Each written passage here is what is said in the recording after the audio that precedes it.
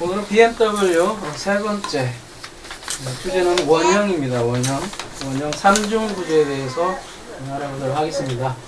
우리 지난주까지 저희들은 서론을 다뤘는데요. 서론을 간략하게 말씀드리면 성경은 한 가지 주제로 통일이 된다.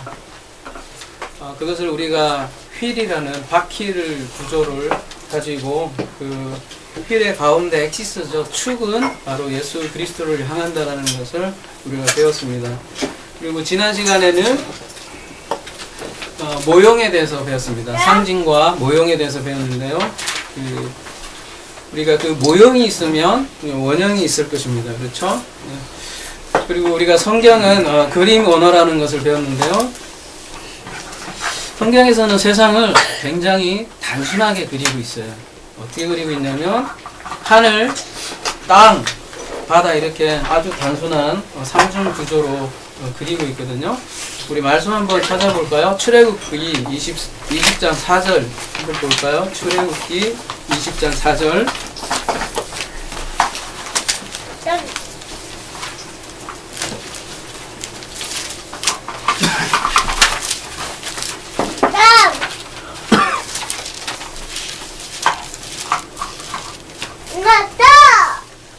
너를 위하여 새긴 우상을 만들지 말고 또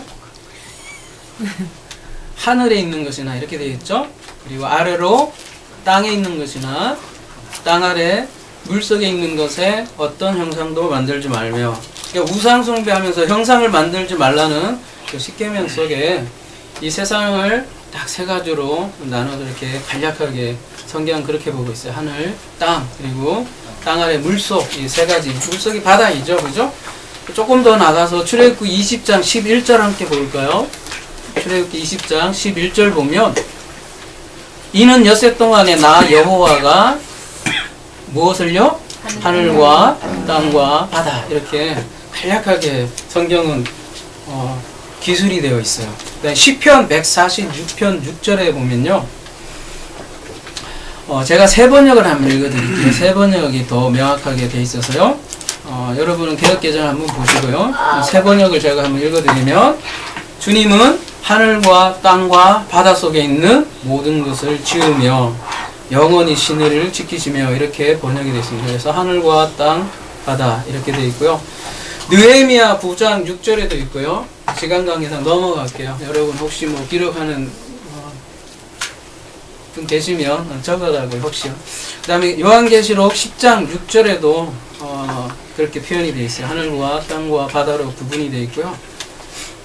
그래서 굉장히 단순하게 구성되어 있는데요. 하늘과 땅과 바다. 그래서 이 하늘과 땅, 바다 개념만 정확히 알아도 우리가 저희들이 나중에 요한계시록까지 이제 다 저희들이 이제 강해야 될 건데, 요 하늘, 땅, 바다만 제대로 알아도 요한계시록이 굉장히 많은 부분을 담을 수 있을 것 같아요. 어쨌든 이 세상은 왜 이렇게 삼중구조로 됐을까요? 그런 혹시 질문을 해보셨어요? 왜 세상은 그렇게 간단하게 하늘, 땅, 바다로 이렇게 성경은 말하고 있을까요? 왜냐하면 세상은 일종의 원형에 대한 모형이라고 그랬잖아요. 모형이 있으면 원형이 있다는 건데, 성경에서 원형은 하늘이라고 표현을 해요. 그래서 그 하늘에 청사진을 가지고 있고, 그 청사진을 이 세상에다가 딱 찍어버린 게 모형론이라고 저번에 얘기했잖아요. 그죠?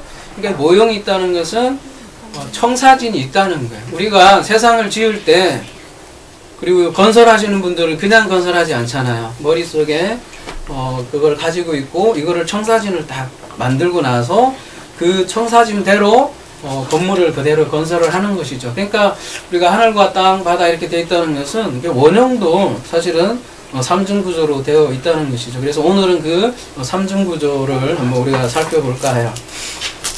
그래서 성경은 땅을 이한 청사진 모델을 제시하는데 그것을 하늘이라고 그래요. 그래서 성경은 땅을 위한 청사진으로 하늘을 보여주고 있습니다. 따라서 오늘 모형을 다루기 전에 우리가 이제 본격적으로 본론에 들어섰는데요. 원형을 오늘 살펴보고자 합니다. 우리 고린도후서 12장 2절 그 유명한 말씀 한번 찾아볼까요? 고린도후서 12장 2절 말씀입니다.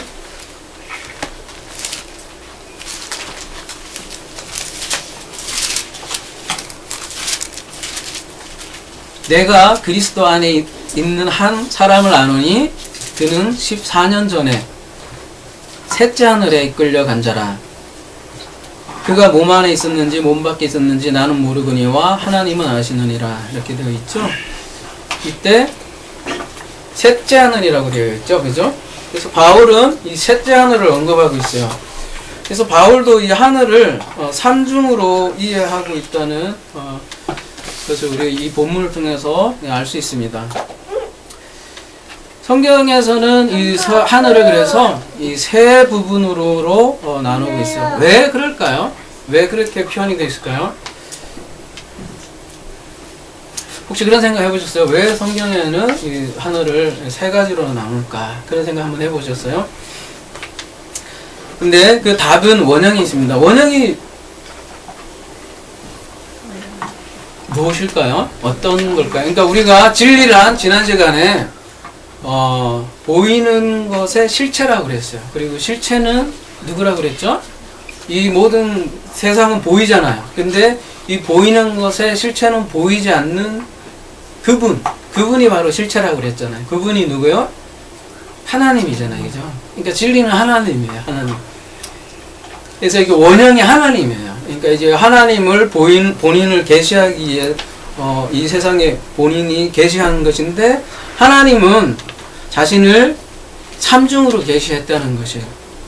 그것을 신학적 용어로 얘기하면 삼위일체인데 하나님은 우리 요즘 목사님이 항상 그 열강하시는 게 있잖아요. 어떤 세 부분으로 열강을 하시잖아요. 그죠? 맥락이 똑같죠. 어떻게 강의를 해서 하셨죠?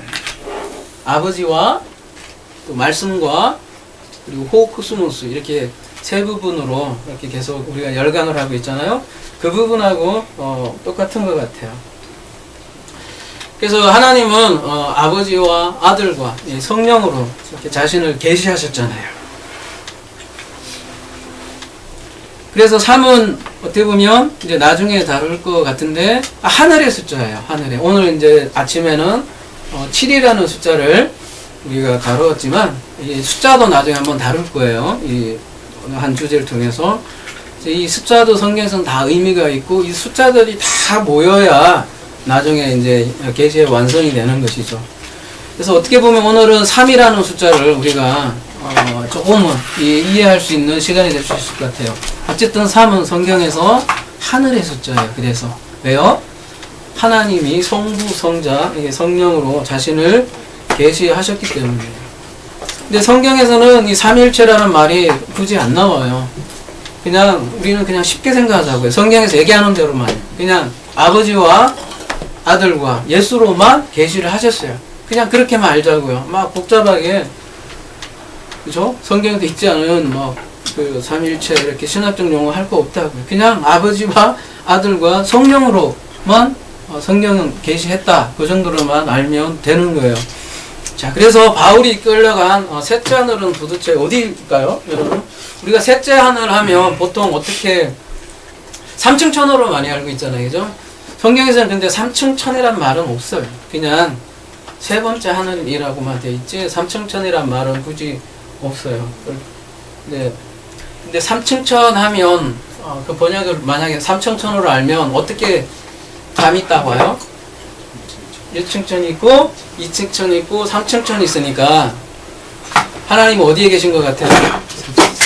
3층천이 있으니까 어디에요? 굉장히 높은 곳에 계시고 굉장히 먼 곳에 계신 것 같잖아요. 사실은 그죠?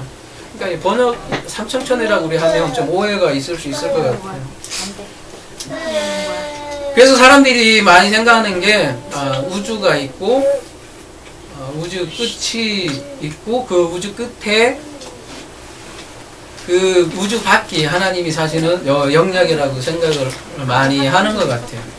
그래서 그 우주 끝에 하나님께서 보좌를 틀어 계시고 거기에서 우주 전체를 진두지휘하는 그런 하나님으로 많이 생각하는 것 같아요. 여러분은 그렇게 생각하지 않았나요? 그래서 오늘 삼중구조를 하면 그러한 삼중천에 대한 오해를 우리가 좀 풀 수 있을 것 같아요.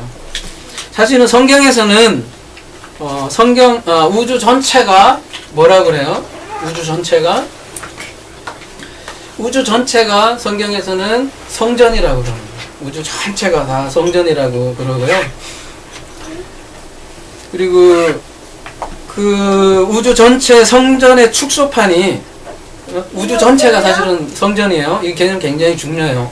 그리고 그 성전 전체를 압축해 놓은 것이 건물 성전이에요.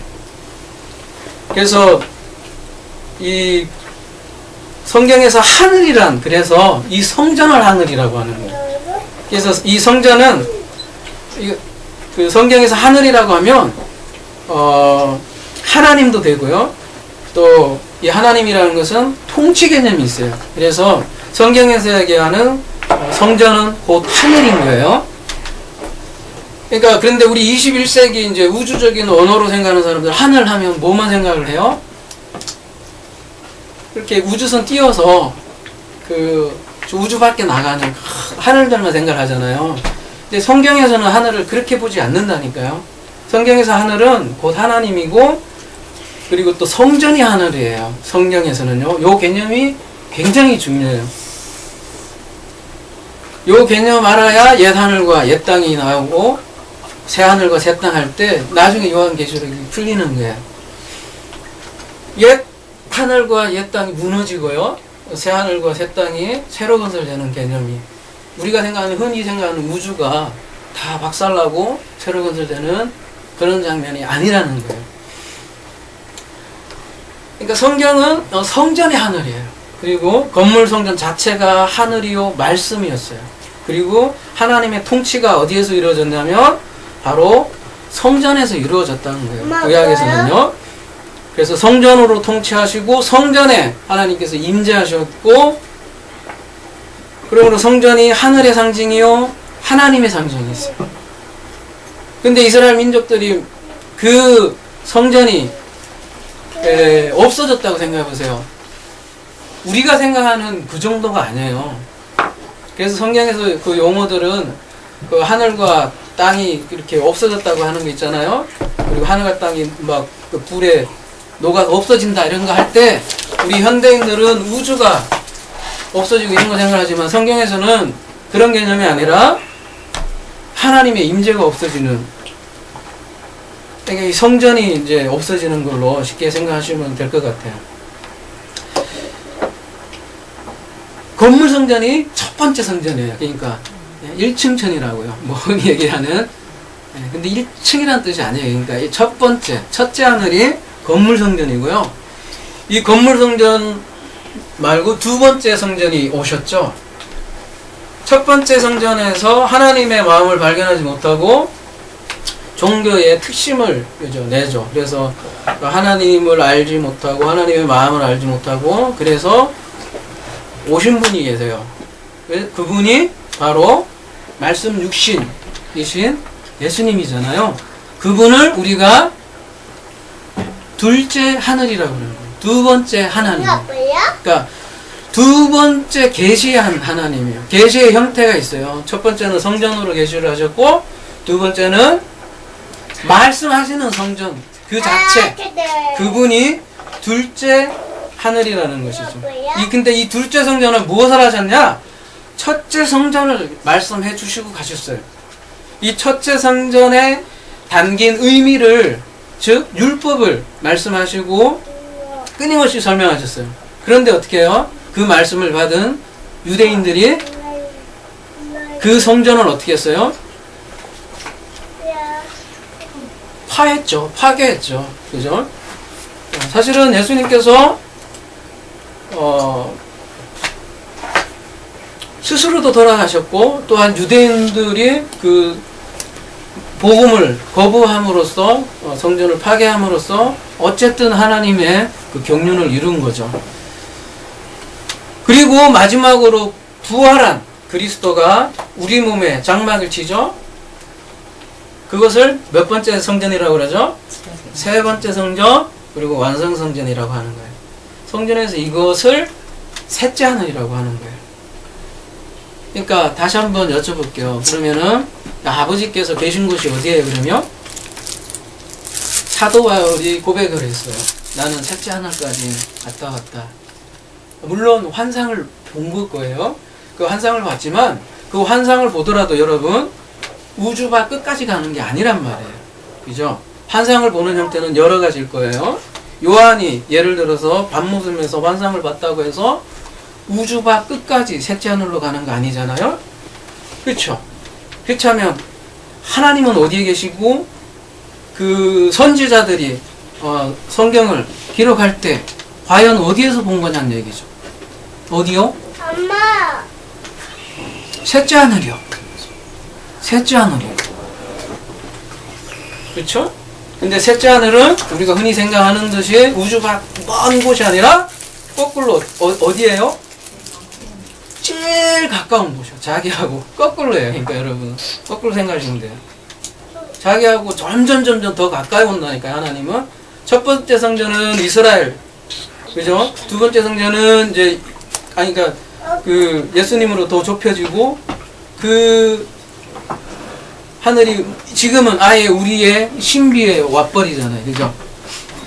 그 연금술사라는 소설이 있어요. 연금술사의 소설 산티아고가 보물을 찾아 떠나는 여행이에요.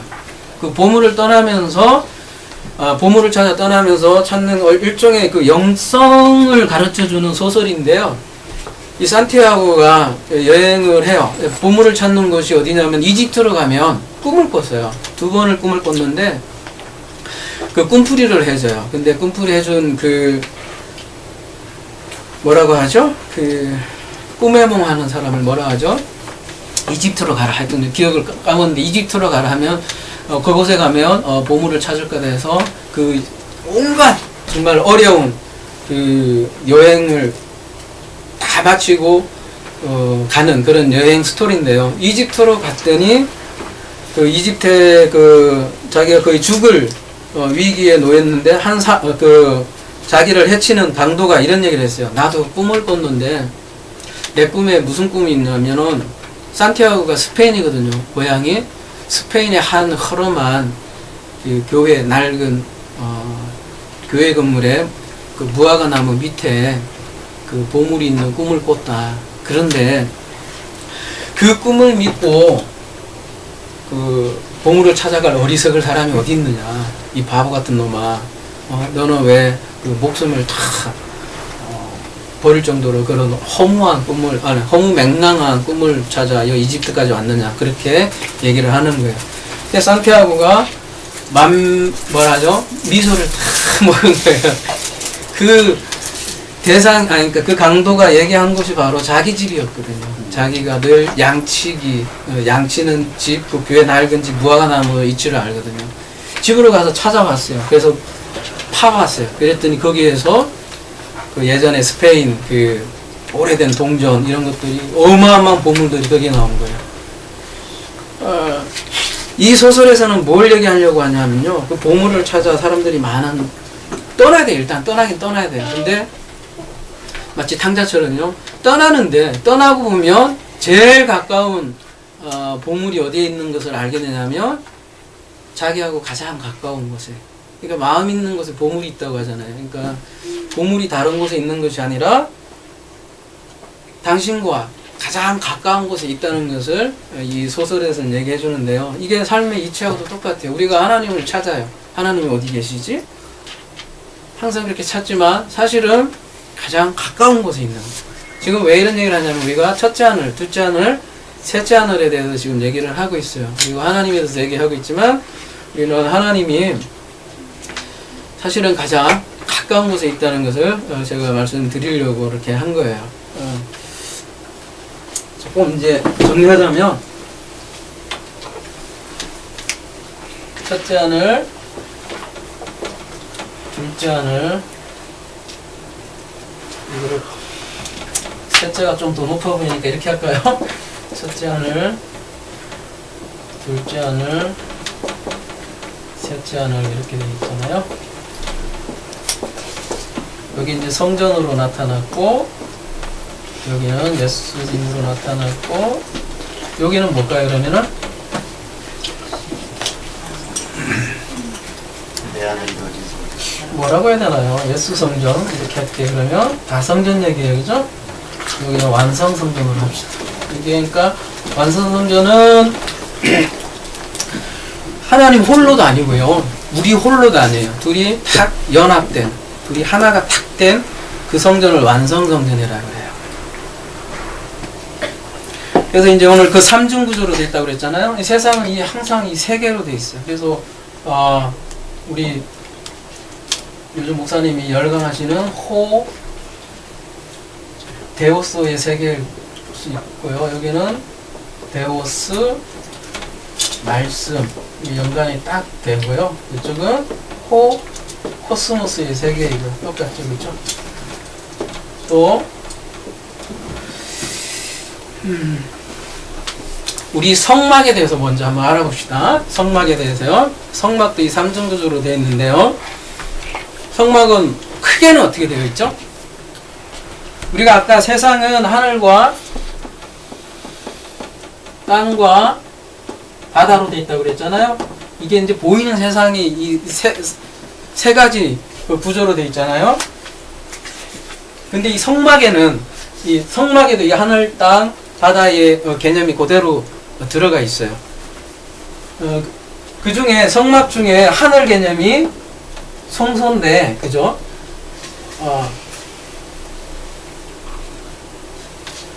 이 그림을 요 하늘만 바라봅시다. 요거는 이제 하늘이잖아요. 요렇게 하늘만 봅시다. 성막에서 하늘은 첫째 하늘은 뜰이고요.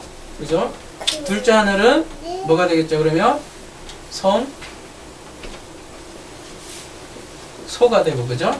여기는 소가 되잖아요. 그죠? 그러니까 성막을 그림으로 그리면요. 이게 정말 여러분 개념을 가졌죠? 네, 그냥 그림을 다시 찍어볼게요. 자, 우리 성막을 예를 들어서 그린다 그러면 이렇게 네모로 그려져 있잖아요. 그래서 크게 세 부분으로 되어 있잖아요.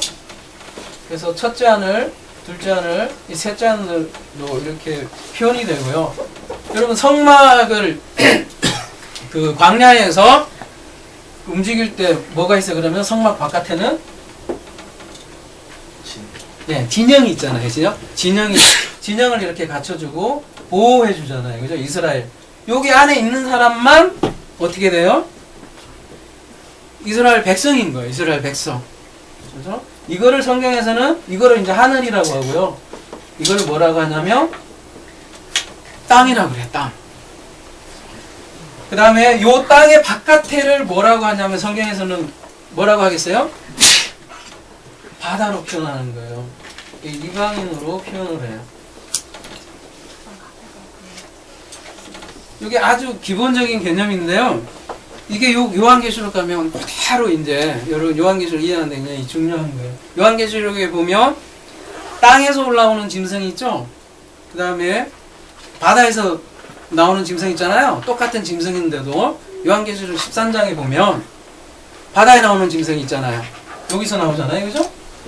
그 다음에 하나는 땅에서 나오잖아요. 이 개념이 그대로 연결이 돼 있다고요.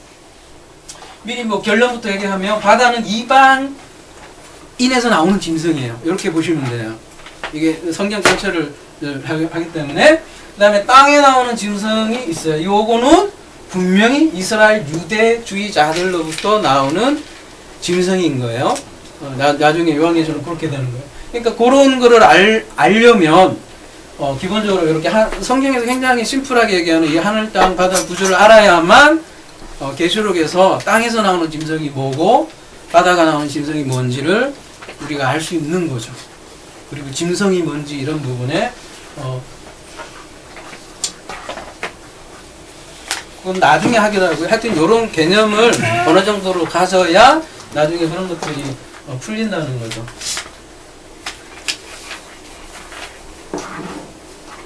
그렇죠. 성막이 그래서 사실은 가장 어떻게 보면 이 세상을 가장 잘 설명하는 것 같아요. 그래서 이 시견대로 지으라고 한 것 같아요.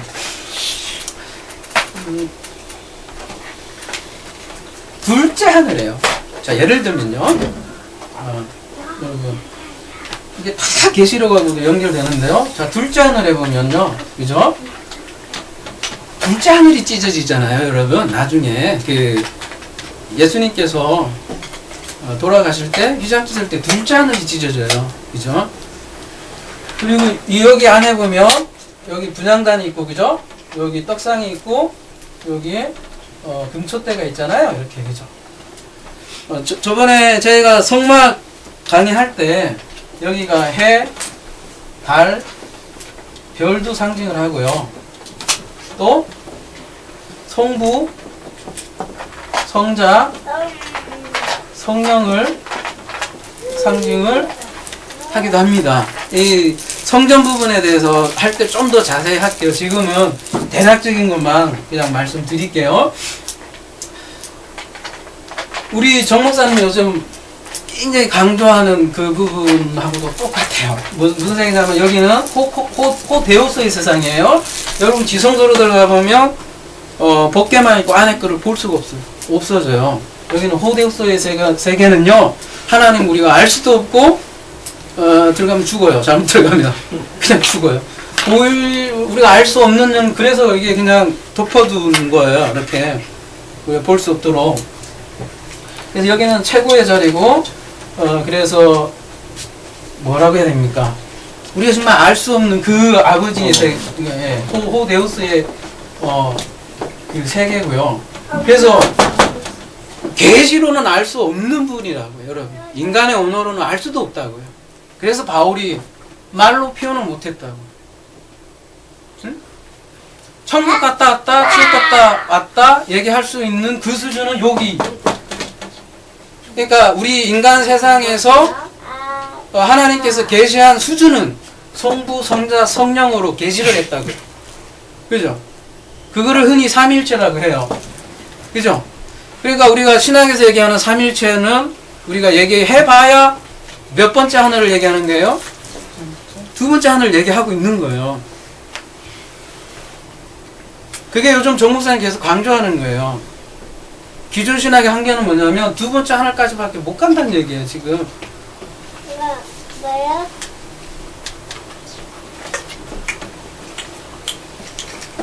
근데 요 두 번째 하늘에서요, 첫 번째 하늘을 가로막는 존재들이 있어요. 응? 그러니까 세 번째 하늘에 못 들어가도록 가로막는 존재들이 성경에서는 뭐라고 얘기할까요? 요거를 용이라고 하고요. 성부 흉내내는 거를 용이라고 하고요. 보이는 수준에서 성부요. 왜요? 안 보이잖아요? 그 다음에 요 달을 흉내내는 거, 성자 흉내내는 거를 짐승이라고 그래요. 그 다음에 요 성령은 저 깨끗한 말씀이잖아요. 그 말씀을 흐리는 요 존재를 거짓 선지자라고 해요. 그죠? 그래서 요한계시록에 보면 요 용과 짐승과 거짓 선지자가 딱 삼위일체처럼 딱 등장해요. 그러니까 성부, 성자, 성령을 그대로 카피해서 사람들을 혼란케 하는 거예요. 그거를 성경에서는 여기를 새라고도 표현을 하고요. 새가 이중적인 면이 있어요. 그래서 좋은 면도 있고 나쁜 면도 항상 이렇게 가지는데, 이 새들이 다 말씀을 쪼아먹고 다, 그러니까 이 하나님을 알지 못하게 하는 존재들이, 그래서 여기 용, 짐승, 거짓 선지자, 그러니까 말하자면 사탄의 뭐예요? 삼일체예요. 하나님의 삼일체를 그대로 카피해서 올라오는 것이 요한계시록 13장의 내용이에요, 여러분. 그리고 이 바다에서 나오는 짐승이 이제 로마가 되겠고, 그죠? 여기 땅에서 나오는 짐승이 유대주의자들. 그래서 요 둘이가 꽁딱꽁딱꽁딱 해갖고 뭐예요? 우리가 진리를 도저히 알 수 없게끔 만들죠. 그래서 이거를 6이라고 하는 거예요. 짐승을 보라, 짐승의 숫자를 보라 하잖아요. 다 이 짐승에 관한이기 때문에 요한계시록에서는 666이라고 하죠. 근데 우리는 666 하면 그래서 자꾸 뭐라고 할까요? 자꾸 미래에 올 어떤 존재로 생각을 많이 하는 것 같아요. 그러나 요한계시록에 의하면 이미 존재하는 존재요. 이미 존재하는 적 그리스도고 이미 존재했던 1세기 당시에요. 그러니까 그 당시에도 있었고 지금도 있는 존재가 바로 666이라는 존재죠. 엄마 뭐야? 성막은 어쨌든 그래서 이 성막을 통해서 하늘, 땅, 바다 이렇게 저희들이 이렇게 알아보았고요. 그래서 뭐야? 성경에서는 하늘에 있는 존재가 있고요, 땅에 있는 존재가 있어요. 바다가 있는 존재가 있고요. 요한계시록이랑 연결을 하면요, 하늘에 있는 사람 있죠? 요한계시록 4장에 있고 7장에 있고 14장에는 하늘의 모습을 보여주죠. 그죠? 그 다음에 땅의 족속들은 어디를 얘기하죠? 언약 백성들이요. 즉 유대인들을 얘기한다고요. 하나님과 언약을 맺은 사람들을 다 땅이라고 표현하는 거예요. 다 땅. 그리고 바다는 뭐예요? 언약 백성이 아직 아니에요. 선교 대상자들을 바다라고 그래요. 네? 이 아직 언약 백성이 아닌데 이 진영으로 들어오면 이스라엘 민족이잖아요. 그죠? 그래서 이 언약, 그러니까 이게 선교 대상자들을 바다라고 하고, 이게 이 세상은 이 삼중구조로 돼 있는데 바다 바깥에도 있어요. 그거를 바다 뭐라 그래요? 심연이라고 하잖아요. 엄마 아까야. 그러니까 바다까지는 선교 대상인데 성경에서는 그 심연, 바다 깊은 곳은 이거는 끝까지 선교가 안 된, 말하자면 뭐라고 해야 됩니까? 끝까지 구원받지 못하는 자는 이게 세상인데 세상 밖에 내던져지는 존재가 심연으로 표현을 해요. 자, 이게 에덴 동산 한번 볼까요? 에덴 동산. 에덴 동산도 요 삼중구조로 되어 있는데요. 똑같아요, 요거랑.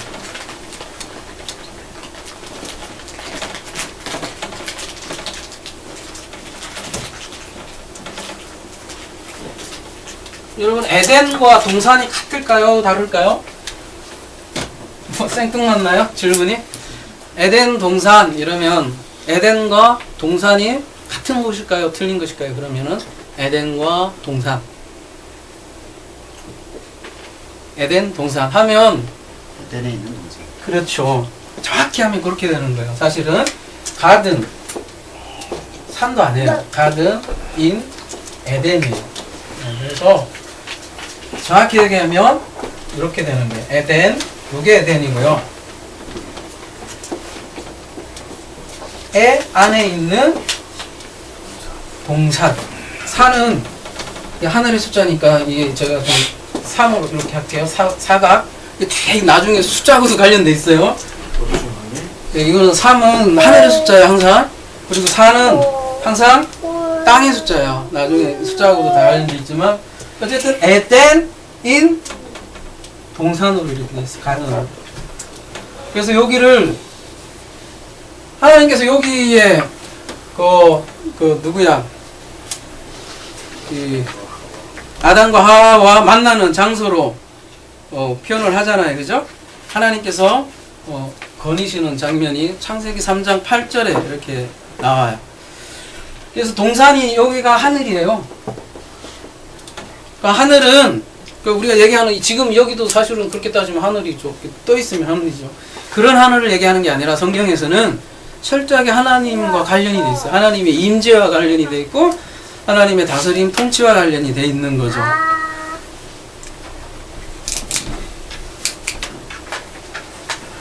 그래서 이 가난의 이 정원이란 뜻이에요. 이 가난이라고 그랬나요, 제가? 정원이 히브리어로 가난이에요, 가난. 왔다 갔다 하네. 히브리어로 가난인데요. 이 가난이라고 뜻하고도 비슷한데, 뜻이 뭐냐면, 울타리를 치다예요. 울타리를 치다. 예? 에덴이라는 어떤 지역이 있는데, 거기에 특별히 울타리를 쳐서, 그게 가난이에요. 그거를 정원이라고 그래요. 특별히 보호받았던 곳이라고요. 그리고 그곳에서 하나님과 사람이 만나는 곳이었어요.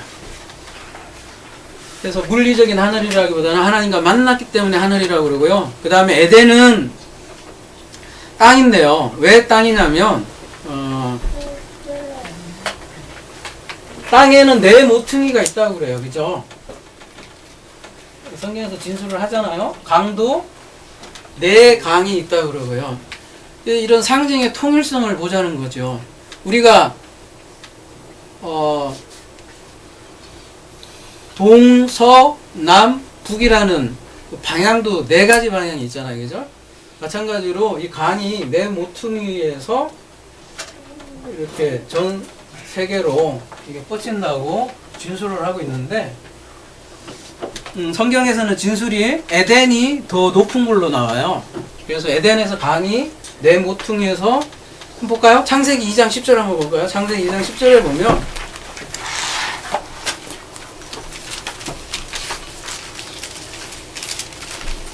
강이 에덴에서 흘러나와 어디를 적셔요?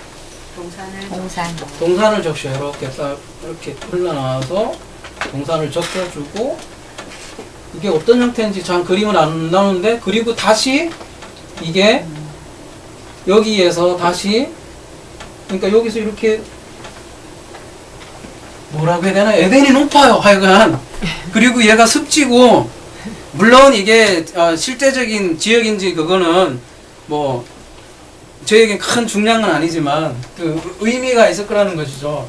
이 가든이 더 얕은 곳이고 거기에 모여서 이것이 다시 전 세계로 뻗어나간다는 거죠. 제가 왜 이런 말씀을 드리냐면 저 뒤에 가서 얘기해야 되지만 사실은 그 성전에서요, 솔로몬 성전이 지어졌던 곳이 어디예요?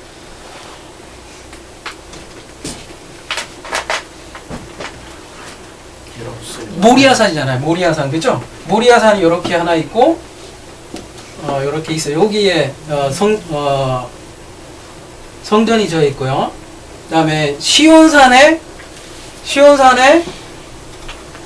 뭐라고 이렇게 돼 있어야 되나요? 이렇게 이게 예루살렘 성 두 가지 산이 있어요. 시온산이 있고 모리아산이 있어요. 근데 이 예루살렘 성이 더 높아요. 높아서 성전에 물을 대죠, 이렇게.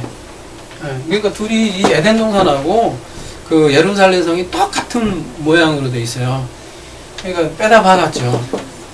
그래서 제가 좀 말씀하는 거예요. 그러니까 에덴이 더 높았고 가든에 모여서 가든에서 전 세상으로 뿌려진 거죠.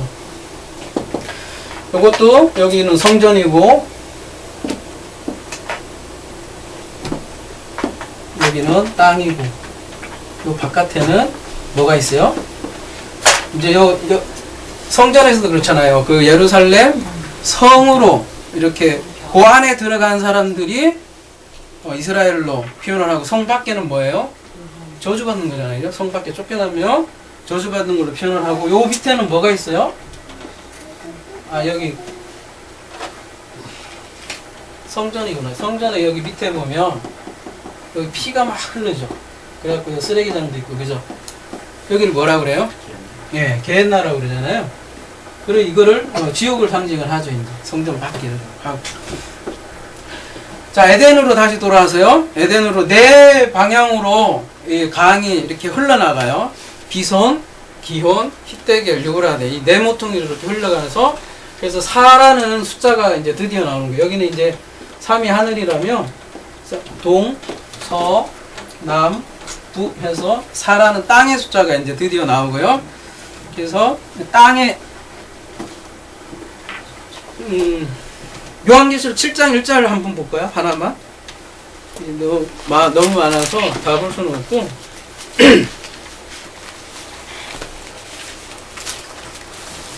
요한계시록 7장 1절을 보면요,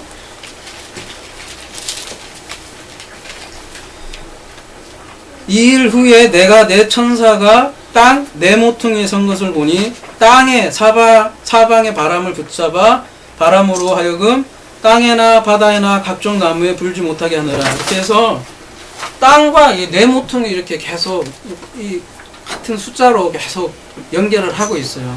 여기 말고도 이사야 11장 12절, 에스겔 7장 2절도 똑같은 내용이 나오는데요. 이 제단들은 반드시 네 모퉁이를 가져야 돼요. 네 모퉁이를. 그리고 이 내강은 이 그룹들의 네 얼굴과 그리고 이스라엘의 어때요? 편대도 네 진영으로 이렇게 편대를 이루죠. 그리고 여러분, 그래서 이게 어떻게 보면 피라미드 이렇게 닮았지 않았어요? 이렇게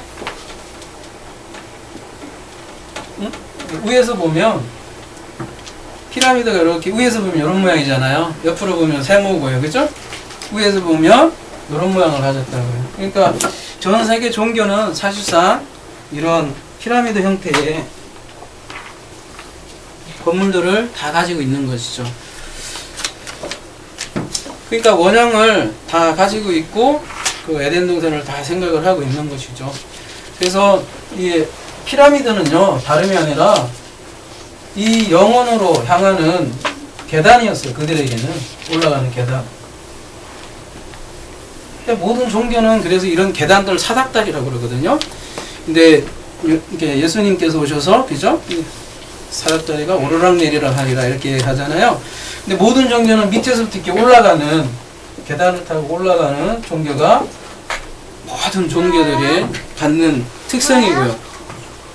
그에 비해서 야곱이 가진 사닥다리는 뭐예요? 자신이 올라가는 게 아니라 하늘에서 거꾸로 이렇게 내려오는 사닥다리인 거죠. 그러니까 이 사닥다리 개념도 굉장히 중요한 개념이고, 이 사다리 개념은 어디서 나왔냐면 사실은 이런 신전, 에덴에서 사실은 나온 상이라고 하겠죠. 그리고 이 에덴, 여기가 이제 땅이라면 에덴에서 바깥에는 바다인 거예요. 이 에덴도 그대로 되어 있고,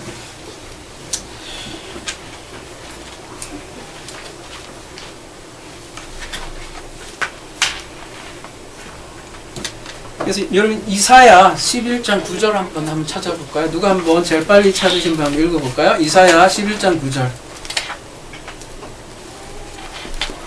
이사야 11장 9절.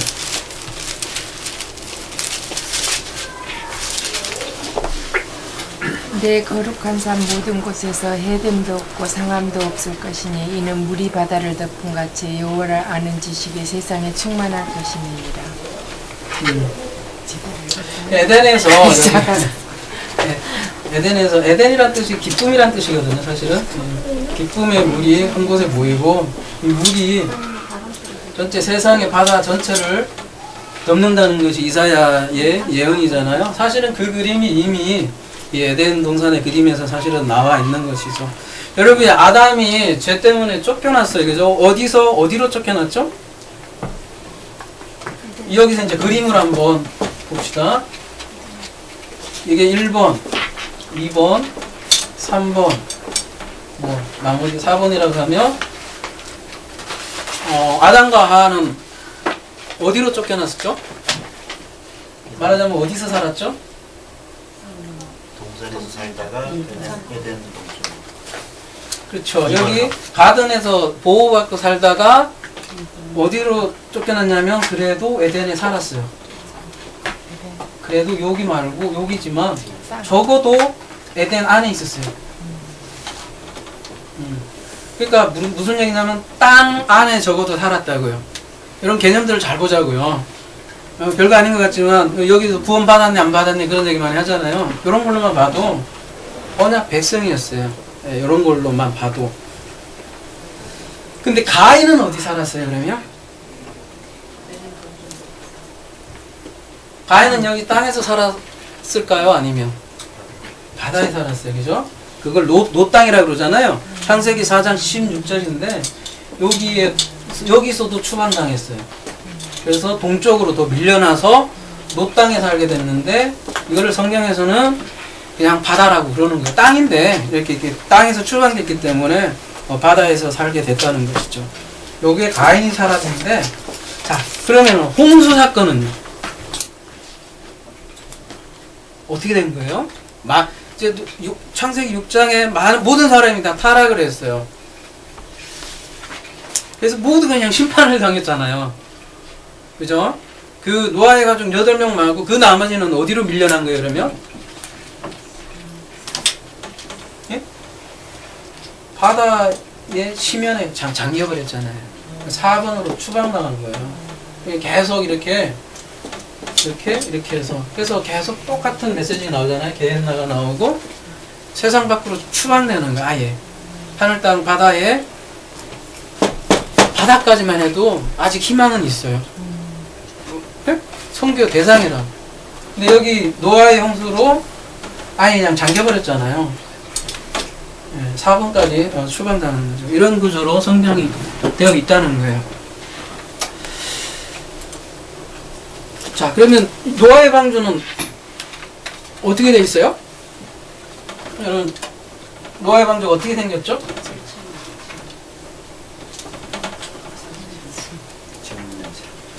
진육면체고, 네, 맞습니다. 진육면체고 3층으로 돼 있죠, 그죠? 3층으로 돼 있는데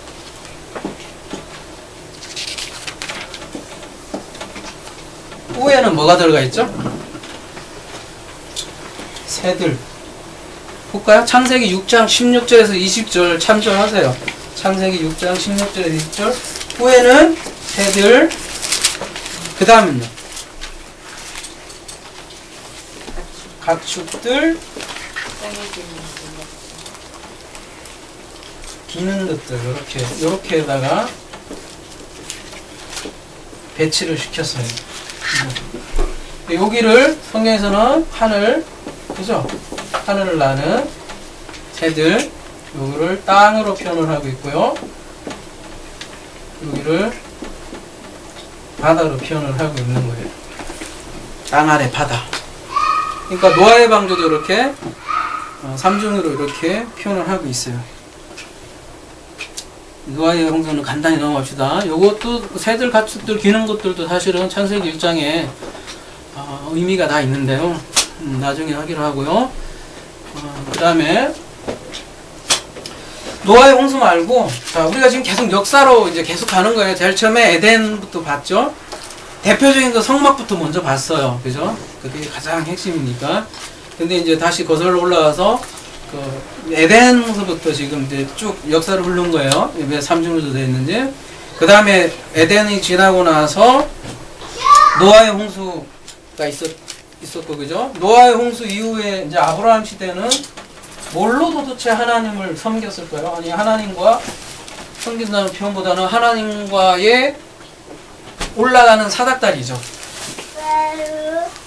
자, 에덴 동산에는 그 자연 자체가 하늘로 올라가는 사닥다리였어요. 노아의 방식 때는 이런 3층으로 된 사닥다리가 있었어요. 근데 아브라함 시대 때는 도대체 어떻게 하나님께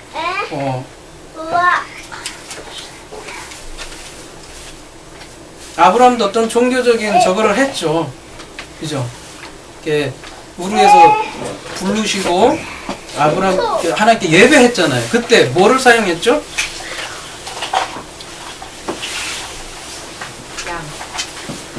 양인데 뭔가 사용을 했어요. 항상 인류는요, 항상 이 사닥다리가 있었다니까요. 하나님께 올라가는 이 매개체가 있었어요.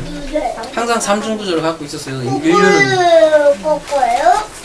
바로 노아도 그래요. 노아도 보면 심판 다 끝나고 나서 제단을 쌓아요. 그죠? 그래서 제단이 있어요. 제단이. 인류는요, 항상 이 제단이 있어요. 제단이 여기 3정으로 되어 있어요. 높이를 잘 해야겠다. 높이를 요만큼, 요만큼. 그 다음에 요게 좀 낮아야겠다. 그 다음에 요만큼. 요 재단도요 3중으로 되어 있어요. 이렇게. 그 다음에 요거는 침대.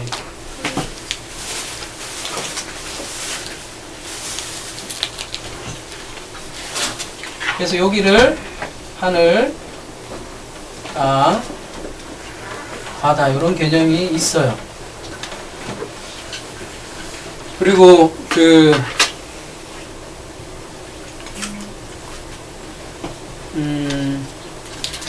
노아의 아니 그 에덴 동산으로 하면 여기가 동산, 사실 산 아닌데 그죠? 그다음에 여기는 에덴,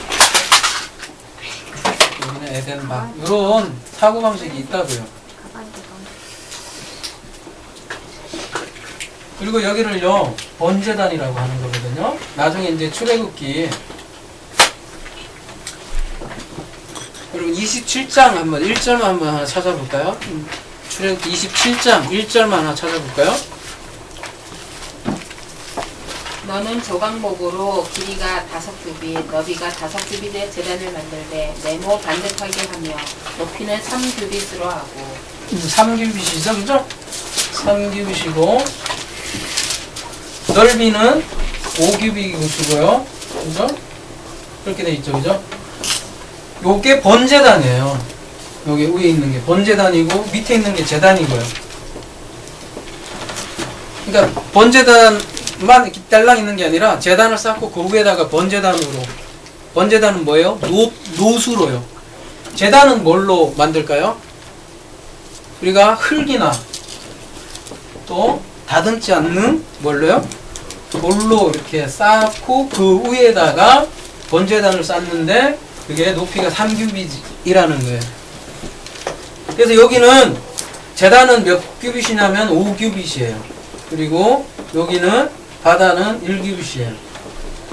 여러분 1, 5, 3 이제 뭔가 떠오르는 게 있지 않아요? 안 떠올라요? 이거 뭐예요? 그리고 요한복음에요. 요한복음에 보면 물고기를 잡는 장면이 나와요. 예수님께서 부활하시고 베드로가 물고기를 잡았는데 153마리를 세는 장면이 있어요. 그죠? 근데 그 153마리에 대한 해석이 아주 분분해요. 그래갖고 이렇게 푸는 분도 있어요. 1의 3승 플러스 5의 3승 플러스 3 하면 트리플 큐빗 하면 153이 나온다고도 하고, 여기에 대한 굉장히 게마트리아 수비학을 응용을 해서 수많은 해석들이 많이 나와요. 그래서 이런 거에 반대해서 아니 153마리에 대해서 그렇게 관심을 갖냐 해서 그런 거 다 영해다, 그런 거 관심 갖지 말고 그냥 크게 문맥만 보자 이렇게 얘기하시는 분도 있는데요. 여러분 요한이요 그 많은 메시지 중에 왜 이걸 넣었을까요? 그냥 넣지 않았을 거예요. 분명히 의미를 가지고 넣었는데 현대 학자들은 그런 거에 대해서 야 문맥만 따지지 뭘 그런 걸 따지냐 이렇게 하시는 분 있는데 천만에 만만의 콩콩떡입니다. 천만에 만만의 콩콩떡입니다. 진짜로 의미가 다 있어요. 여러분 그 당시에 여러분이 어부라고 생각해 보십시오. 고기를 잡았어요. 그러면은 과연 그 고기를 한 마리 한 마리 셀까요? 그럼 상식적으로 생각을 해보자고. 일상적으로 안 센다고 그래요. 그 이스라엘 민족들은 넣기 바쁘지. 그게 아니라 의미를 넣으려고 이렇게 얘기를 한 거를 많이 잡았어요. 그래요. 그건 역사 사건은 맞아. 근데 153마리를 특별히 기술을 한 것은 의미가 있다는 것이죠. 근데 지금 이 제단을 보면요, 이스라엘 사람들은 그냥 딱 알았다는 거죠. 1세기 당시에 요한복음을 읽는 사람들은 쉽게 알았다니까요. 그냥 1, 5, 3 하면 딱딱딱 떨어진다고요. 번제단도 아까 보세요. 넓이 5규빗이죠. 장광이 5규빗이죠. 그죠? 그 다음에 높이가 3규빗이죠. 번제단 하나만 해도 보세요. 5규빗, 3규빗, 여기가 뿔이 1규빗이에요. 그래서 뿔은 뭐를 상징을 하죠, 여러분? 보통? 우리 한번 뿔에 대해서 한번 먼저 볼까요? 그러면 뿔은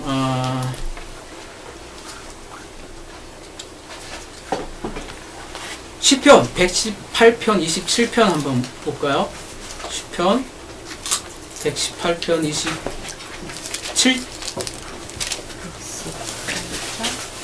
그리고 한 분은 누가복음 1장 67에서 69절 한번 찾아봐 주시고요. 한 분은 시편 18편 118절 이렇게 세 개를 한번 연달아 찾아서 빨리 찾는 대로 한번 읽어봐 주실래요? 그러면 공통점이 있을 거예요. 이 뿔이 무엇을 상징하는지.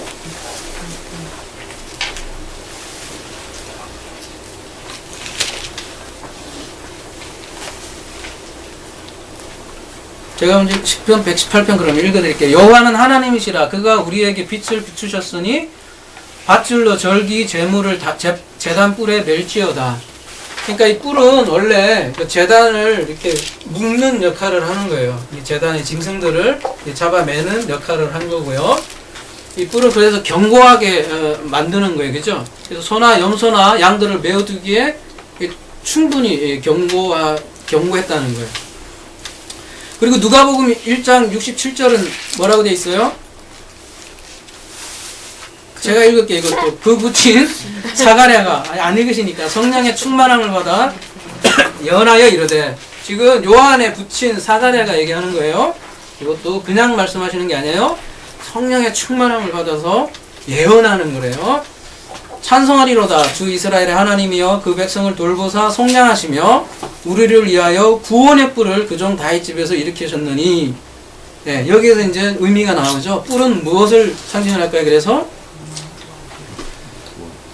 구원을 상징을 합니다. 그래서 뿔은 힘과 능력을 상징하고요. 그죠?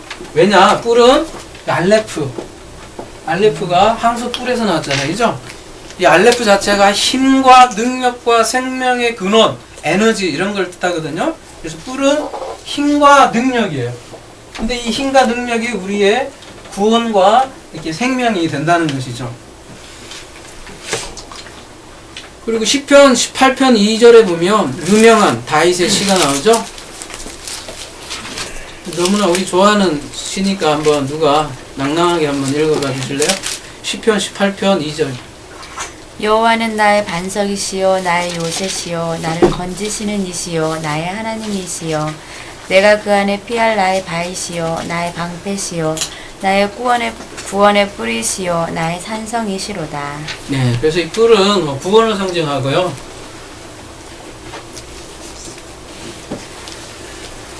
이 뿔은 또 우리 신약에서는 우리 구원의 능력이 되시는 예수 그리스도를 상징하고 복음의 능력을 상징을 합니다.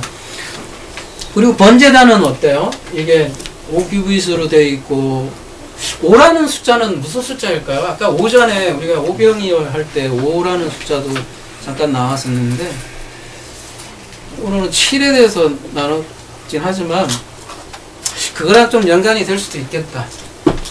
성경에서 5라는 숫자는요 많은 부분이 있었어요. 모세, 오경, 그죠? 오경도 있고, 그 다음에 수가성 사마리아 여인이 예수님을 만날 때 남편이 몇 명이었어요? 5명이었죠? 그 다음에 솔로몬 행각에 또 이런 거 얘기하면 그런 것까지 따진다고 이렇게 생각하는데, 그렇게 생각하시는 분들은 성경 그냥 역사 히스토리만 읽으시라고 그래야죠. 뭐 사두개비처럼 할 말이 없죠. 뭐 더 이상.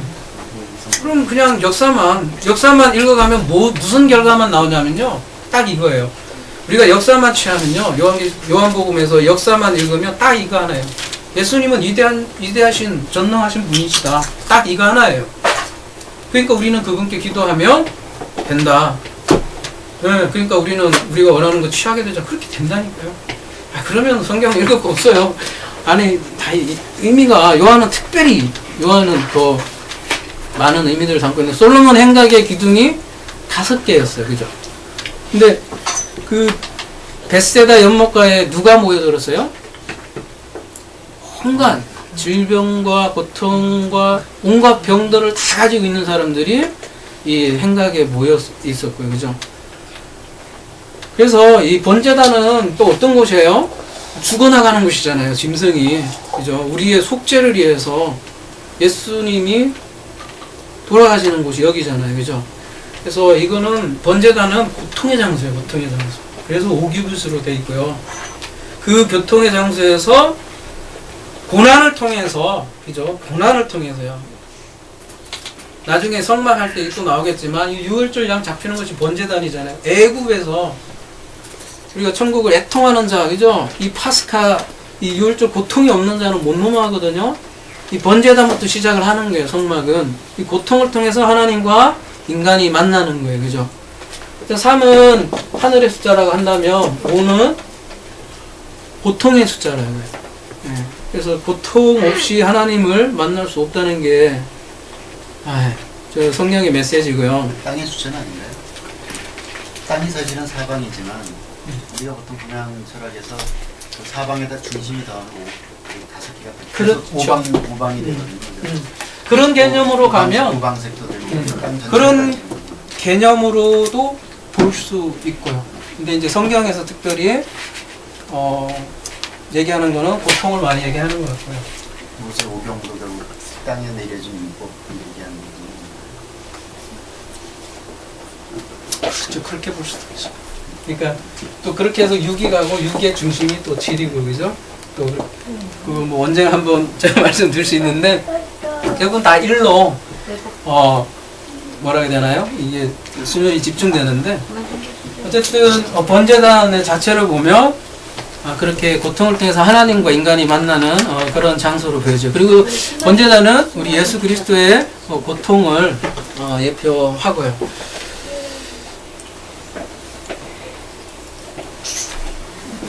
이거를 그래서 어떻게 표현되어 있냐면요. 에베소에서는요. 에베소서 2장, 우리 2장 13절에서 16절까지 한번 볼까요?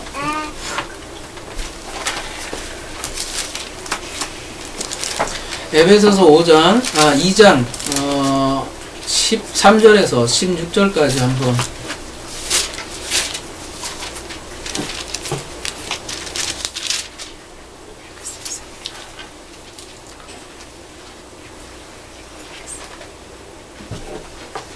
13절이요? 네. 이제는 전에 멀리 있던 너희가 그리스도 예수 안에서 그리스도의 피로 가까워졌느니라. 그는 우리의 화평이시니라. 둘로 하나를 만드사 원수된 것 곧 중간에 막힌 담을 자기 육체로 허시고 법정문으로 된 옛 계명의 율법을 폐하셨으니 이는 이 둘로 자기 안에서 한 세 사람을 지어 화평케 하시고 또 화평하게 하시고 또 십자가로 이 둘을 한 몸으로 하나님과 화목하게 하려 하시니라. 원수된 것을 십자가로 소멸하시고. 예, 이 에베소서 2장 이 내용이 번제단에서 이루어지는 거고요. 그래서 번제단은 죽음을 통해서 생명을 얻는 것입니다. 그래서 철이라는 철은 사람을 죽이는 곳에 사용하잖아요, 그죠? 그래서 철로 사용하지 않고 노수로 이렇게 사용을 해요. 그래서 정리하자면 아까 물고기 153마리 얘기를 했었는데요. 예. 이제까지 하늘, 땅, 바다 이런 것 다 여러분이 다 종합해서 얘기하면 물고기 153마리 잡는 얘기는 도대체 무슨 얘기일까요? 그러면 결론을 내자면 우리 뭐 하늘, 땅, 바다 사상이 지금 계속 얘기하는 거잖아요. 그죠? 하늘, 땅, 바다. 그리고 물고기를 잡잖아요. 어부들이 하필이면. 그리고 또 어부들을 택했어요. 예수님은. 그죠? 하필이면 이 바다에 사는 자, 구약은 전부 다 땅에 사는 백성들을 사용했어요. 목자, 양, 선지자들 보세요. 전부 다 땅의 백성들을 사용했어요. 그죠? 구약은. 잘 생각해보세요. 근데 신약에 오면 전부 다 바다에 어부들을 부르셨어요. 예수님이. 희한하게. 에? 이게 연결이 돼 있다니까요. 왜 그러셨을까요? 예수님께서 오셔서 왜 갈릴리 출신 어부들, 촌띠기들 모여갖고 이 어부들 이 땅의 궁중신학들, 예루살렘이잖아요. 예루살렘에 있는 사람들 안 쓰고, 이 어부들을 사용해서 낚시하고, 검을 던지고. 무슨 메시지일까요, 도대체? 그리고 또 153마리를 건졌어요. 무슨 메시지일까요? 아까도 여기도 얘기했잖아요. 여기는, 그렇죠. 여기는 이제 이방인인데, 그죠? 이방인인데, 모든 민족들을 지금 다 건져 올리겠다는 아주 단순한 메시지예요. 가만히 생각해보면, 그죠? 그걸 153이라는 숫자로 딱 표현을 한 거예요. 근데 그런 거를 모르고 그냥 뭐, 그렇게, 그냥 역사적 사건으로 간다면, 그냥 숫자 살 해갖고, 야, 예수님의 능력만 취하는 거죠. 와, 고기도 많이 끌어올리게 하시는 예수님. 그러니까 그분에게 기도하고 내 소원 성취하기 위해서 기도하게 되는 것이죠. 방향이 다르는 거죠. 그러니까 구원의 메시지예요. 우리가 항상 메시지는 다른 거 없어요. 항상 구원의 메시지지 우리가 이 땅에서 뭘 취할까 그런 거를 성경에서 말하지 않는다니까요.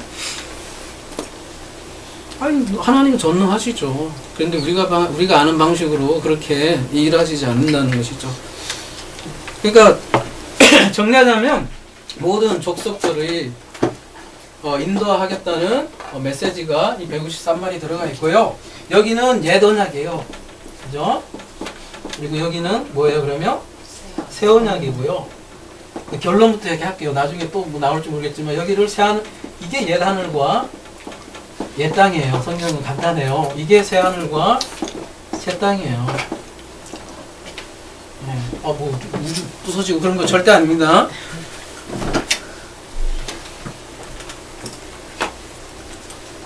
요한계시록은 이거 다루는 거예요. 간단한 거예요. 자, 시내산도 한번 봅시다. 시내산도 하늘을 그리고 있는데요. 자, 우리가 이제 계속 나오잖아요. 에덴, 노아의 홍수, 그 다음에 아브라함 제단, 뭐 성막에 있는 제단이 다 이런 거고요. 그러니까 성막이 있기 전에는 전부 다 이런 제단으로 그 하나님과 그 맞닿으려고 하는 시도가 인류들에게 있었다는 거예요. 야곱도 기둥으로 이렇게 쌓았잖아요. 그죠? 이게 야곱에게 있어서 기둥이 하나의 매개체인 거죠. 시내산은 어떻게 돼 있어요? 이렇게 돼 있고, 여기는 누구만 들어갔죠? 모세만 허락을 했고, 그죠? 여기는 누구만 허락을 했죠? 70여, 그죠? 70장로. 그리고 여기, 그 다음에는 누구요? 일반 백성들만 허락했잖아요. 그죠? 산 주도까지 하는 거. 그래서 요거를 성막에서는 이제 지성소로 그대로, 그 다음에 여기는 성소로, 그다음에 여기는 뜰로 그대로 표현을 했죠. 그래서 성막을 움직이는 시내산이라고 그렇게 얘기를 해요. 아까 성전은 다뤘죠? 모리아 산하고 시온산에 예루살렘 성전이 있는데, 모리아 산이 에덴의 동산에 살짝 그릴까요? 아주 재밌게 돼 있어요. 모리아 산이 이렇게 돼 있고 시온산이 더 높아요.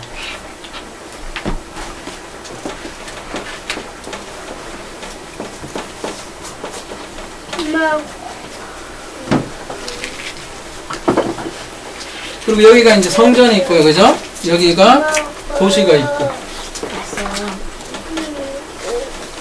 이거는 예루살렘 성이잖아요, 그죠?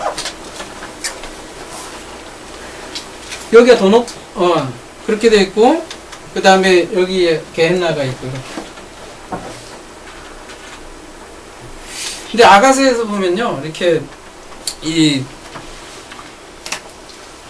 성전과 예루살렘 성을 이렇게 신랑과 이렇게 신부처럼 이렇게 표현을 하는 거예요. 그러니까 모리아산과 시온산이 이렇게 두 산을 신랑 신부 이렇게 쌍으로 이렇게 표현을 해서 이렇게 하나님과 사람이 이렇게 연합한 장면을 그리고 있어요.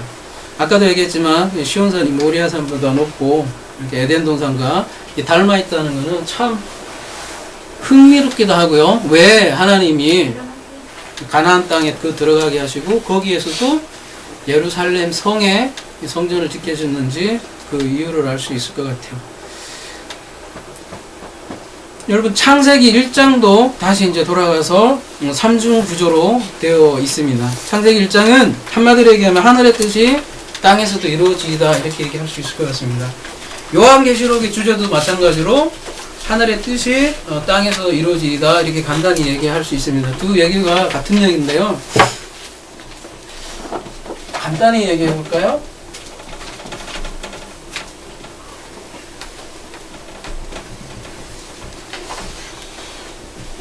그럼 창세기 1장을 가만히 보시면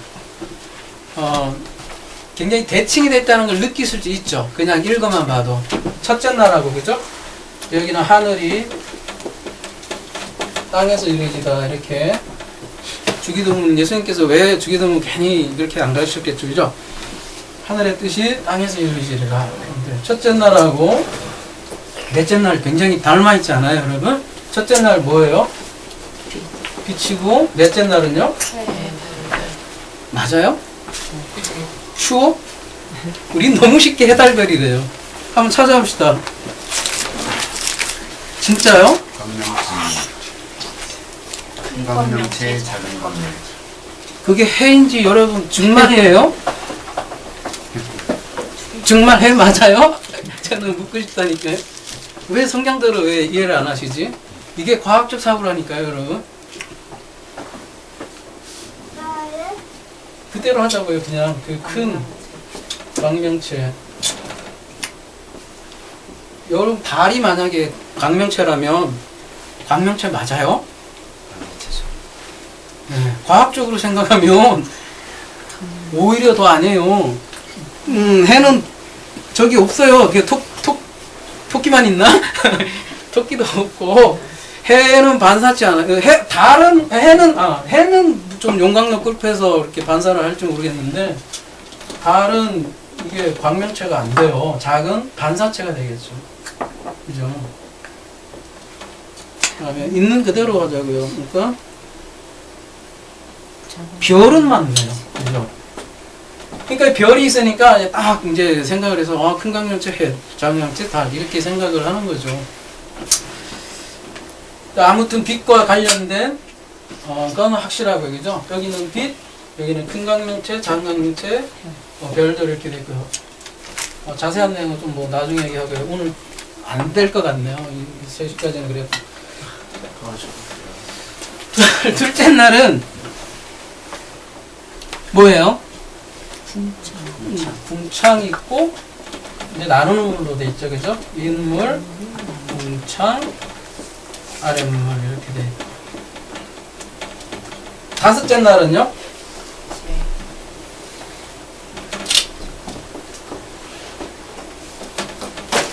뭐가 나와요? 주인공들이? 땅이 하늘의 궁창.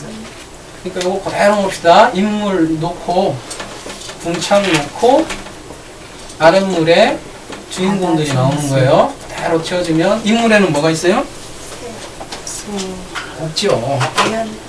인물에는 없어요. 왜냐하면 인물은 하나님 영역이에요. 그래서 절대 누가 건들 수 없는 영역이에요.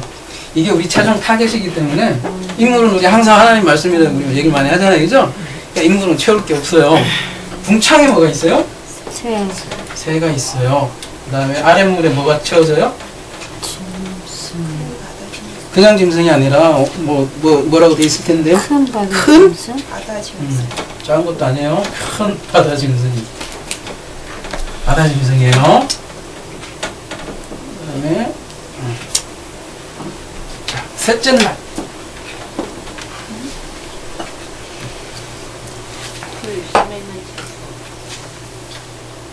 땅에 이제 드러나고, 그죠? 묻이 드러나는 건데, 그 땅에서 이루어지는 일들이에요. 그죠? 여기는 이제, 위에서 이루어지는데, 땅인데 하늘이래요, 여기서는. 풀과 씨로 딱 그냥 두 가지로 이렇게, 땅인데 풀과 씨로 이렇게 나눠지고, 여섯째 날은 풀을 먹는 녀석이 있고, 씨가 먹는 녀석들이 생겨요. 그죠? 풀을 먹는 것들은 뭐가 있어요? 가축, 기는 것, 그 다음에 뭐예요? 짐승? 땅의 짐승. 여러분, 요런 거 별거 아닌 것 같은데요. 요런 거 느낌이 안 와요, 이제? 그렇죠. 요한계시록하고 바로 이어진다니까요. 그 다음에 시는 뭐예요? 씨를 먹는 존재는 딱 하나밖에 여기서는 씨를 먹는 존재가 누구로 나와요? 사람, 그죠? 여기는 가축, 기는 것, 땅의 짐승은 풀을 먹고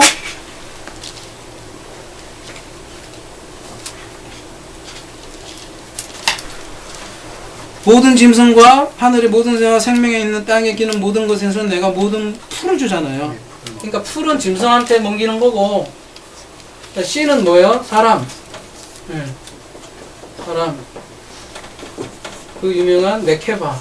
그죠? 씨가 진 네케바.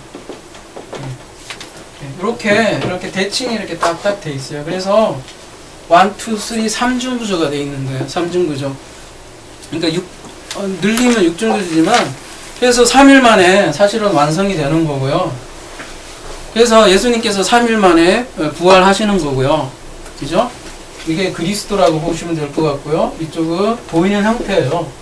이게 하늘의 뜻이 그대로 이게 보이는 거예요. 이쪽이 예수, 뭐 우리는 이 의미 잘 알죠? 그래서 그대로 이 땅에서 보이는 것이 이쪽의 영역이에요. 예. 그리고 빛도 보세요. 빛도 여기에 보면 오루라고 되어 있고요. 여기는 마오루라고 되어 있고 틀려요.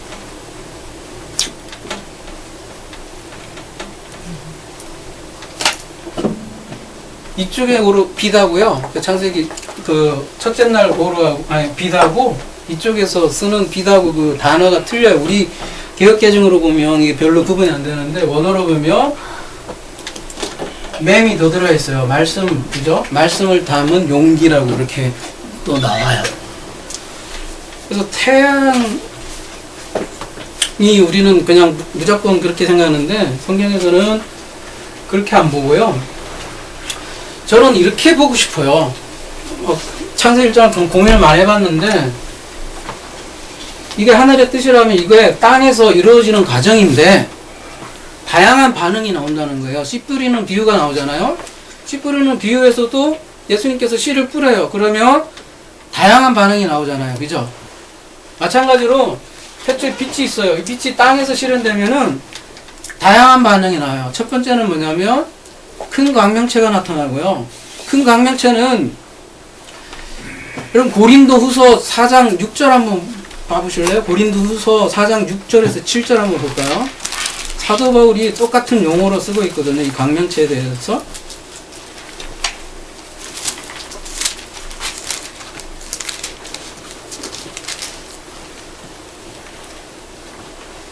어두운 데 빛이 비치라 말씀하셨던 그 하나님께서, 그죠? 이게 어떤 하나님이에요? 어두운 데서 빛이 비치라 말씀하셨던 그 하나님께서 어떤 하나님이에요? 창세기 1장의 하나님이잖아요. 그죠? 예수 그리스도의 얼굴에 있는 하나님의 영광을 아는 빛을 우리 마음에 비쳤느니라. 이 빛이 오르예요. 오르. 응? 구약의 히브리어로 얘기하면 4장 7절에 우리가 이 보배를 질그릇에 가졌으니 우리가 이 보배를 질그릇에 갖췄으니 하나님께서 빛이 있어라 하셨더니 이 빛이 자 우리 정 목사님이 잘 말씀하시는 하나님이 빛이 있어라 하셨으니 말씀이 있으시라 하셨으니 이 코스모스에 내려오잖아요. 그죠? 3단계로 이 빛이잖아요. 여기는 뭐예요? 말씀이고 그리스도고 그죠? 근데 지금 고린도후서는 뭐라고 돼 있어요? 우리가 이 보배를 우리가 가지고 있으니 이 맴이 물이라는 뜻도 있지만 용기거든요. 우리 인간의 몸 자체가 용기예요.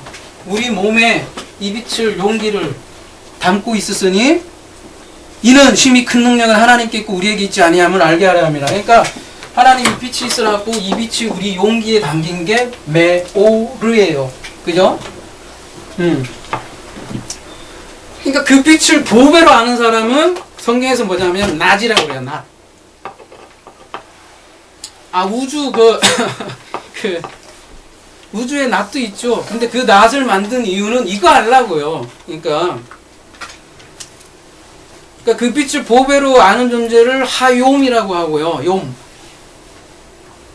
그걸 생명이라고 그래요. 그거를 데살로니가전서 5장 5절에는 낮의 아들들이라고 얘기하는 거예요.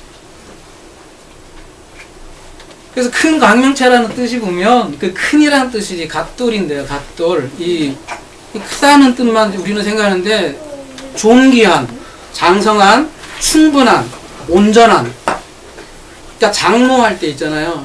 그 괜히 장로하는 게 아니라 그냥 충분히 장성한 그 광명체를 성경에서는 큰 광명체라고 얘기를 하는 거예요. 그러니까 그에 비해서 작은 광명체도 있다는 거예요. 우리 디모데후서 2장 20절에 이런 얘기 했잖아요. 그릇도 종류가 있대요. 금그릇 있고 은그릇 있고 귀히 쓰는 그릇 있고 천하게 쓰는 그릇 있고 이 그릇으로 자꾸 설명을 한다고요.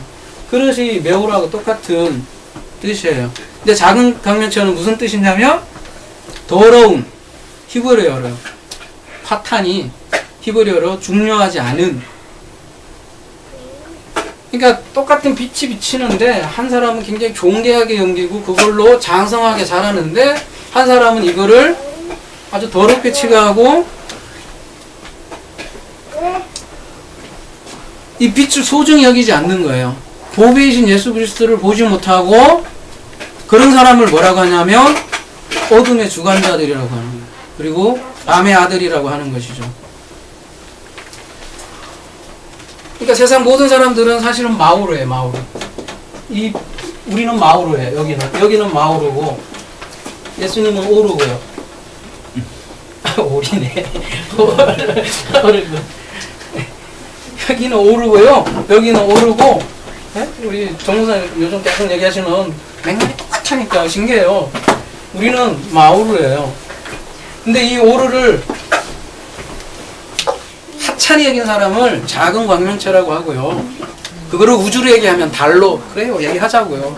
근데 달에는 여러분 반사밖에 못한다고요. 스스로 생명이 없습니다. 그죠?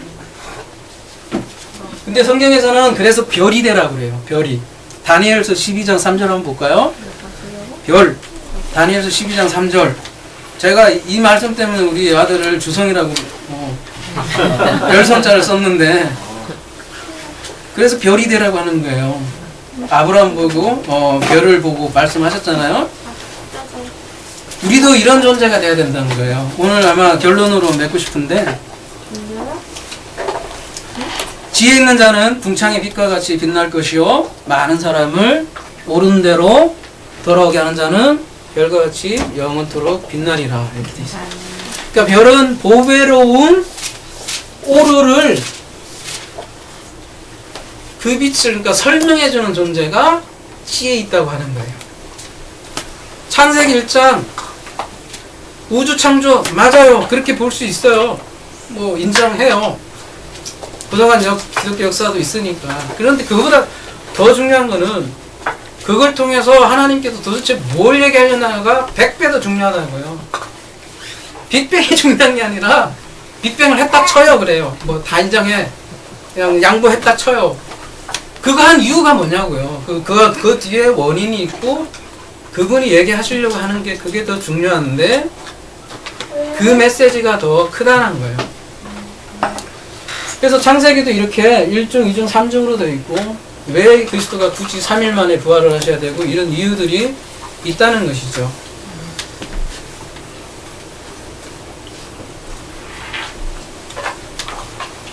마찬가지로 요한계시록도 그래서 하늘의 뜻이 땅에서 이루어지는 과정을 그리고 있는 것이에요.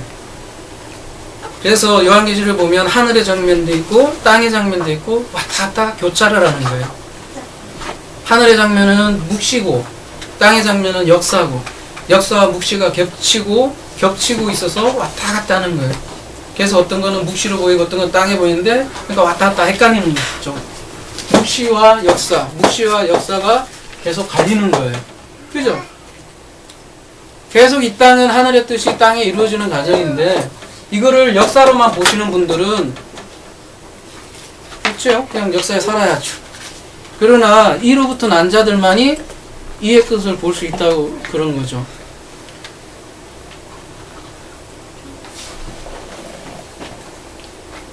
요한계시록 13장에 아까도 말씀드렸지만 바다에서 올라오는 짐승이 있죠? 그 다음에 땅에서 올라오는 짐승이 있잖아요. 여기 창세기 1장에도 벌써 나오잖아요. 물론 이때는 선하게 모든 것이 보기 좋았지만 그죠? 모든 것이 이미 또 계획에 있어요. 하나님께서 이렇게 빛을 창조하셨고 이게 하늘의 뜻이에요. 이 3일까지가 하나님의 완벽한 뜻이라면 이게 땅에서 실현되면 각가지 반응이 나온다라는 거예요.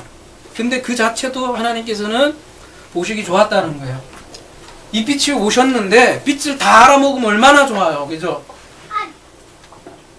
응? 빛이 예수님께서 말씀이 돼서 육신에 오셨어요. 그래서 그분이 빛에 대해서 설명을 했어요. 빛인데 아무도 그를 영접하지 않더라라고 얘기를 하잖아요. 성경은. 그죠? 그분을 다 알면 얼마나 좋겠어요. 근데 그렇지 않더란 얘기예요. 이 작은 간명체들이 더 난리들이란 얘기예요. 자, 인물이 궁창에서 아랫물에서 내려왔어요. 다 인물을 알면 좋겠는데 인물은 모르고 이 새도 좋은 의미가 있어요.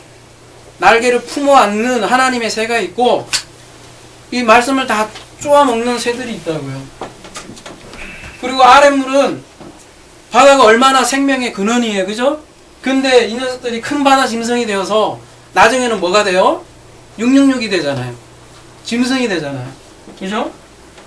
그리고 마지막에 풀을 먹는 땅의 짐승이 있고요. 이 땅의 짐승은 아까도 얘기했지만 유대주의자들이에요. 율법만 먹는 자들. 여러분 요한계시록에 뭐 중간중간 제가 요한계시록 그냥 중간중간 얘기할게요. 요한계시록의 가장 주적은 뭐냐면 로마가 아니에요. 흔히 요한계시록 주의를 할 때 세상과 교회 간에 이렇게 얘기를 자꾸 하는데 여러분 착각도 대단히 착각이에요. 자기들이 교회인 줄 알고 착각하는데 요한계시록의 가장 주된 주제는 뭐냐면 옛 성전과 새 성전의 싸움이에요.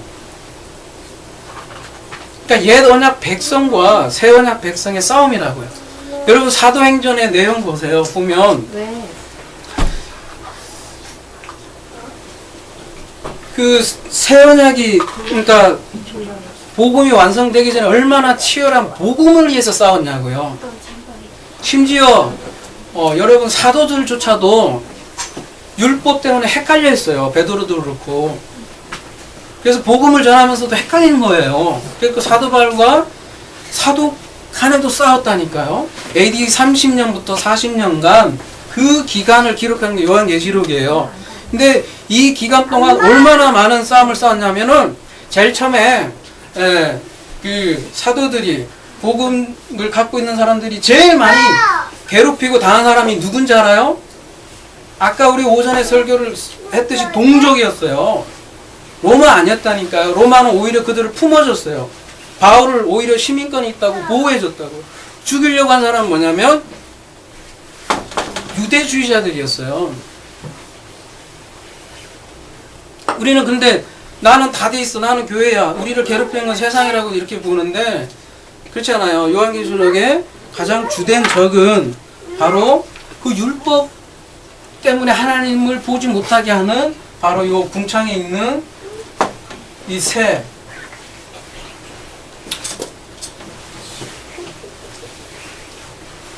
그런 것들을 표현한 게 요한계시록이라는 것이죠. 그래서 우리가 오늘 원형에 대해서 살펴봤는데요. 그래서 창세기 1장부터 사실은 큰 바다 짐승하고 땅의 짐승이 나오는데 소설도 그러잖아요. 복선이라는 게 있잖아요. 소설도. 희한한 게 그러니까 창세기 1장에서 벌써 탄닌이라는 그 단어가 나와요. 탄닌이 그 찾아보면요. 예, 찾아보면 나중에 이게 어떻게 의미가 확장되냐면 뭐 일이 뭐 들짐승 막 쫙 펼쳐 나오는 거예요. 그러니까 창세기 1장은 벌써 그걸 하나님께서 다 보시고 그럼에도 보기 좋았다라는 거예요. 수많은 반응들이 나오고 지금도 그래요. 아마도 진리를 가진 자를 가장 박해하는 자는 누구냐? 세상 사람들일 것 같아요, 여러분. 근데 요한계시록 그렇게 본다니까 아니라니까요. 오히려 교회에 그러니까 정통이라고 하는 사람들이 제일 여러분 아마 갈굴걸요. 한번 보세요. 진리를 가진 사람들을 제일 갈군 사람은 자기가 진리라고 생각하는 사람이 제일 갈구지 세상 사람들이 이거 관심도 없어요. 그냥 이단이나 정통이나 다 어차피 다 똑같은 사람이라고 생각을 한다는 거예요.